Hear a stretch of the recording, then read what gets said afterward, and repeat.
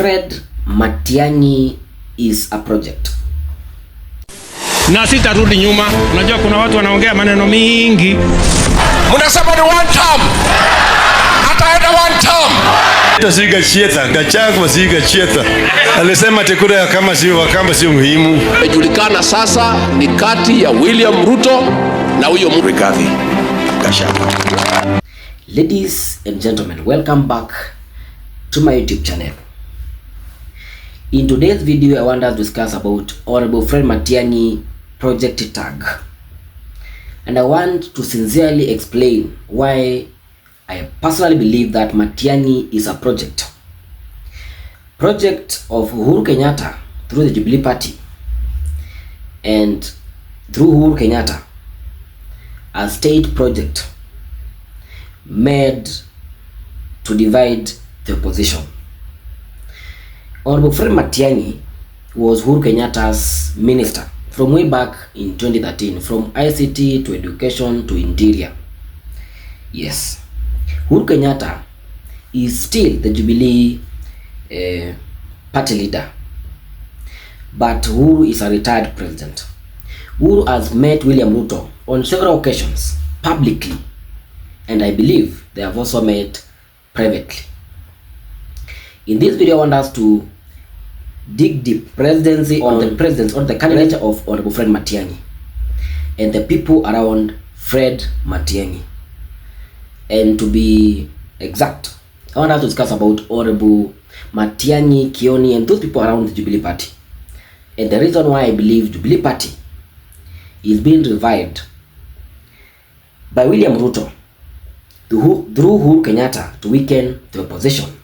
And that way Matiang'i can't run away from the project tag. Jeremiah Kioni is one of the people around Fred Matiang'i. To start with, who is Jeremiah Kioni? Jeremiah Kioni was the running mate to Musalia Mudavadi, the current Prime CS in William Ruto's government back in 2013. Have a look. May I present to you the Amani Coalition running mate. Ladies and gentlemen, can we be upstanding so that we can please welcome Honorable Jeremiah Kioni. Jeremiah Kioni then joined the Jubilee Party. Remember when the guy was deputizing Mudavadi in 2013 through the Amani Congress? Uhuru Kenyatta and William Ruto were working together through the Jubilee coalition, the TNA URP merged, and way before the 2017 general election, they formed one big party, the Jubilee Party. Then Kioni was elected as a member of parliament, but because of the Raila phobia, remember Uhuru Kenyatta now had to work with Raila Odinga through the handshake in 2018 Apple. And in the 2022 general election, the residents of the mountain didn't follow Uhuru Kenyatta to the Azimio coalition. These guys went with Rigathi Gachagua and William Ruto in the Kenya Kwanza coalition, and that explains why Jeremiah Kioni did not secure any elective seat in the 2022 general election.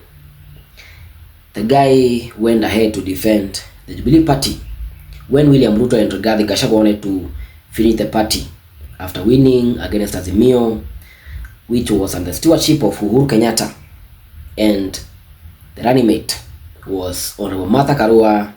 Kalonzo Musyoka was in that coalition, but without any portfolio. The guy was just there. Alikuwa tu hapo, not a running mate, not a presidential candidate. But the residents of the eastern region really voted for Honorable Raila Amolo Odinga. Okay. Forward to 2027. Fred Matiang'i is a state project because of the following reasons. Number one, the issues around Jubilee Party. Initially, Matiang'i told us that he was not in any political party. But I want to declare and I want to set record straight that Honorable Matiang'i, as per now, the guy is in the Jubilee Party. Most of you will be here to tell me no, but I want you to listen to Jeremiah Kioni during the ENDC ya juzi tu.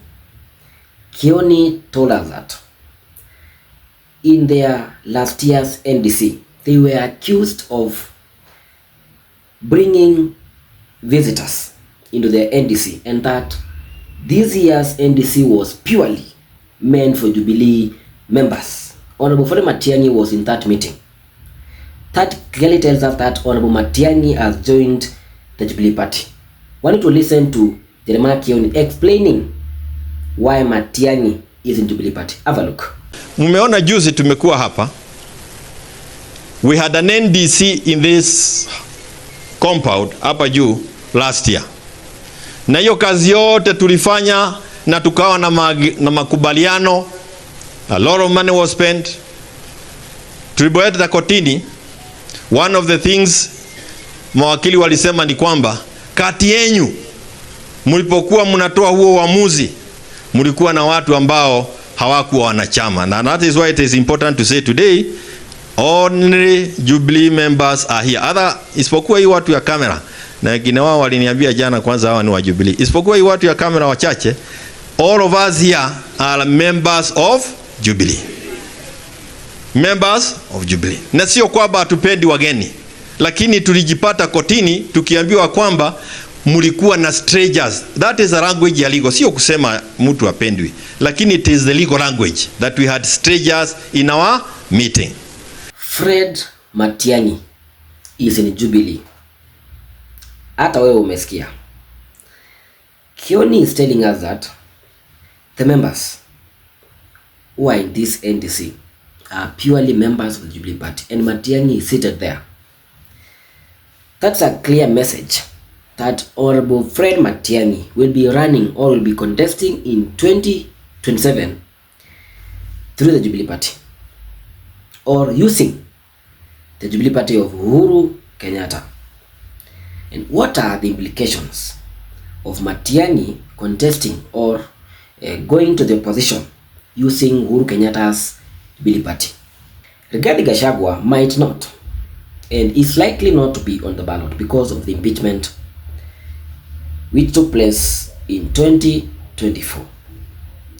So Rigathi Gachagua might not really be on the ballot.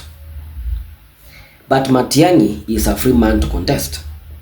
Matiang'i can even make arrangement with the opposition and the guy can be a running mate, but Rigathi cannot. The issue about Rigathi Gachagua and Matiang'i not coming together is because of the issue about or around the impeachment issue about Rigathi Gachagua as contest, as vie and the like.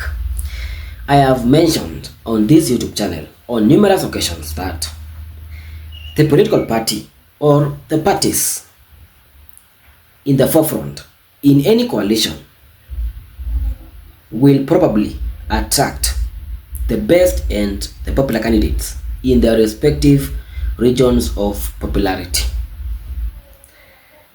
Jubilee is well known nationally, but the party has some roots in the Mount Kenya region. Jubilee ni ile TNA ya kitambo ya Uhuru Kenyatta. DCP is purely Wamunyoro's village party of the mountain.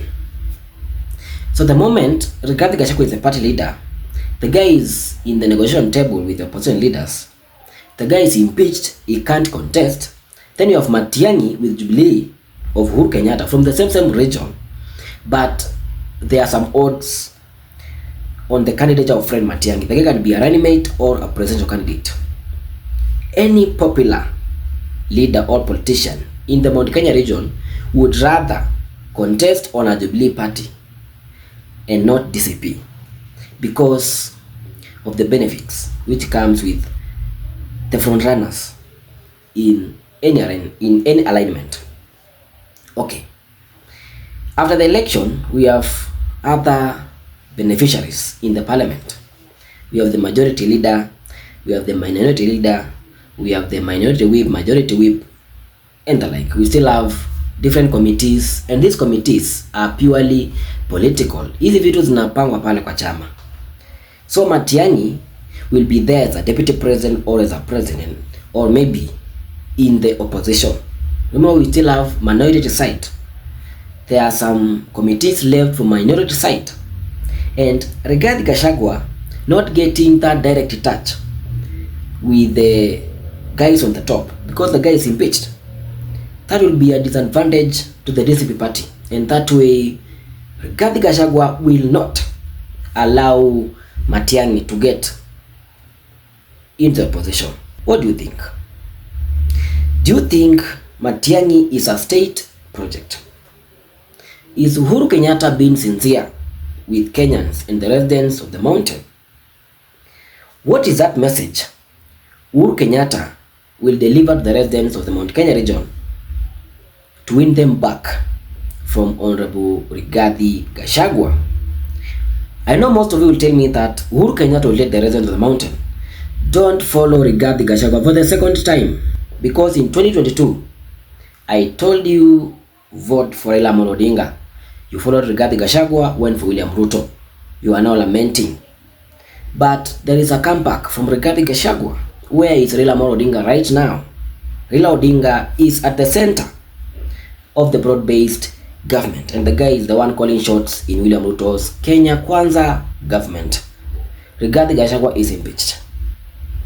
The war is now clear. Uhuru Kenyatta must fight Rigathi Gachagua to win back the mountain so that Matiang'i can be a relevant presidential candidate. Is Simba Arati in support of Fred Matiang'i? The last time I checked, Simba Arati was back in the ODM party, and the guy mobilized MCS from Kisii region and Nyamira, and they were in State House singing praise and worship songs to William Ruto. Matiang'i is not a serious candidate in this forthcoming general election. And in my own point of view, Matiang'i will not even get into the ballot. Mark this video, pin for reference. Matiang'i is a guy meant to bring confusions, and the guy will be another. I don't want to mention Wajakoya, but Wajakoya was very popular. Na hii slag yake ya ilikuwa bangi ama ni nini? Hiyo story ya the Weeds party or the Roots party.